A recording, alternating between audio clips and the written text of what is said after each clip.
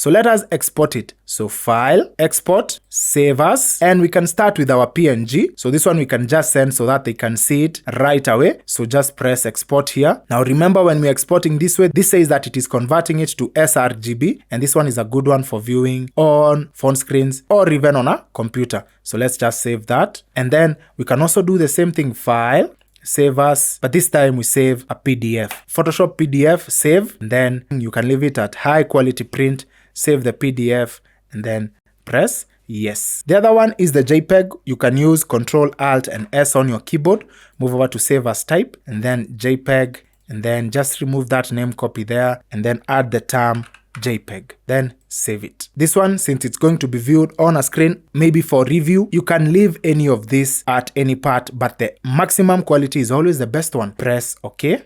So this will be printed onto an A6 and it will be that small. Remember, if it is going to be printed, deliver the PDF document. So I will see you in the next module.